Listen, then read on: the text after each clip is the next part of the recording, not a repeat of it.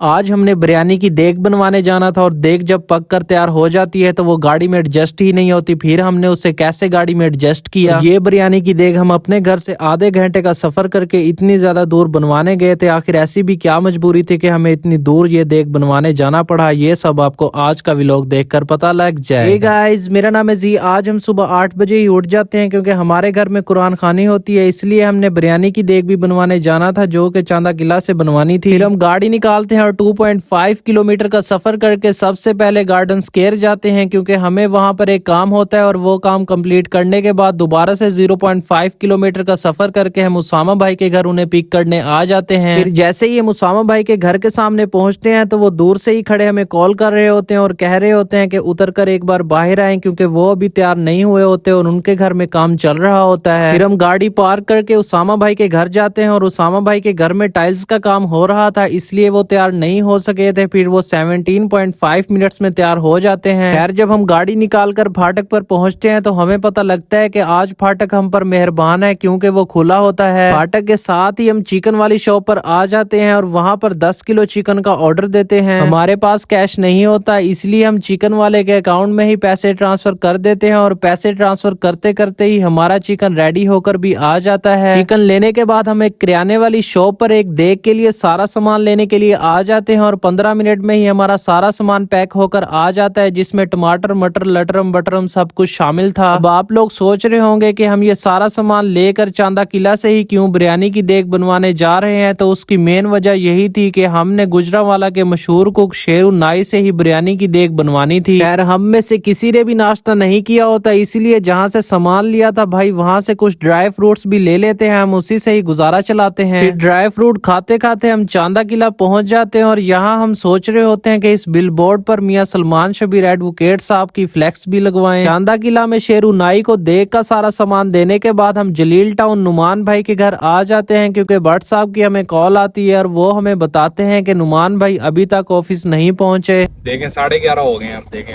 ये व्लॉग मैं इसलिए बना रहा हूँ कि पता हो कि हम नुमान भाई के घर अभी होकर आए हैं, वो सोए पड़े हैं। ठीक है, खैर, फिर हम पेट्रोल स्टेशन जाते हैं और वहां से गाड़ी की टैंकी फुल करवाते हैं और स्क्रीन साफ करवा कर फुल ड्रिफ्टिंग करते हुए ऑफिस पहुंच जाते हैं। ऑफिस पहुंचते ही हम सबसे पहले हैवी किस्म का नाश्ता करते हैं और नाश्ता करने के बाद मैं और उसामा भाई गाड़ी निकालते हैं और पहुंच जाते हैं चांदा किला शेरू नाई के पास। हमारे वहां पहुंचने तक बिरयानी की देग भी बिल्कुल रेडी थी और अब बारी थी गाड़ी को बिरयानी की देग में रखने की। बिरयानी की देग गाड़ी में पूरी नहीं आ रही थी, इसीलिए हम सारे चावल एक छोटी देग में शिफ्ट कर देते हैं और उसे गाड़ी में रख देते हैं। फिर घर जाकर हम कुरान खानी में शिरकत करते हैं, उसका मैं व्लॉग नहीं बना